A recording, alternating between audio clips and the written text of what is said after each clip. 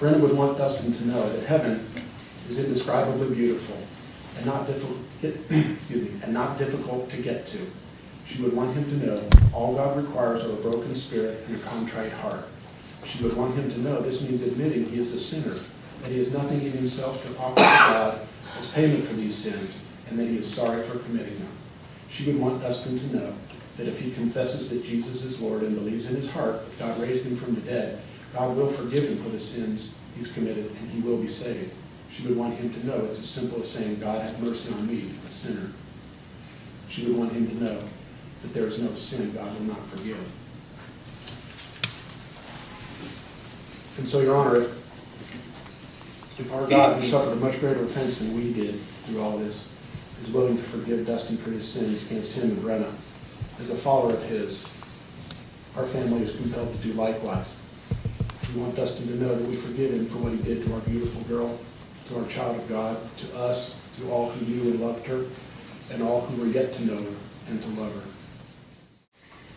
Mr. Leftwich, the crimes that you have committed onto human beings were brutal, and they are unimaginable, and they have struck the very core of our community.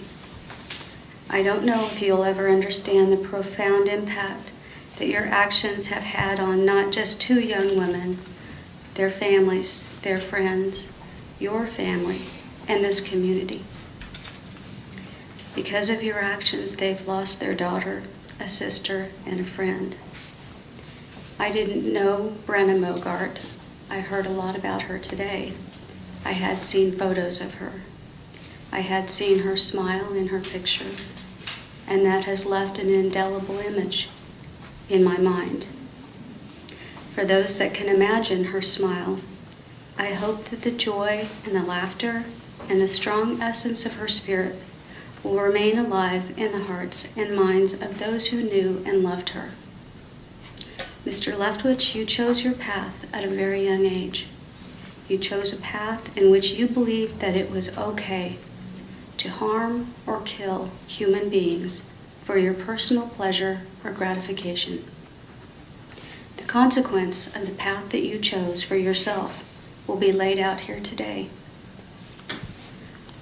More than one life has been lost because of what you have done.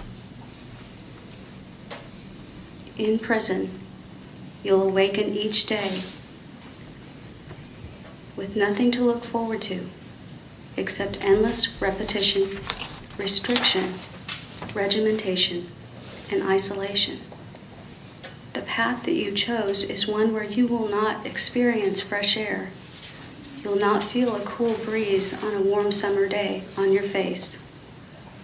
You will not ever again experience the freedom of driving down a country road on a beautiful day. At this time, the court will sentence you to count 1, capital murder, a term of life without the possibility of parole. As to count 2, aggravated kidnapping, the court will sentence you to a term of 165 months. As to count 3, aggravated battery, the court will sentence you to a term of 43 months. As to count 4, aggravated assault, the court will sentence you to a term of 13 months. As to count 5, the court will sentence you to a term of 30 days in Shawnee County Department of Corrections. As to count 6, the court will sentence you to a term for aggravated battery of 43 months.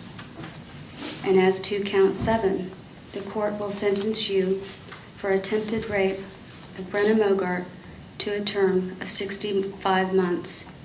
Each of these counts will be served in Kansas Secretary of Corrections. They will all run consecutive to one another.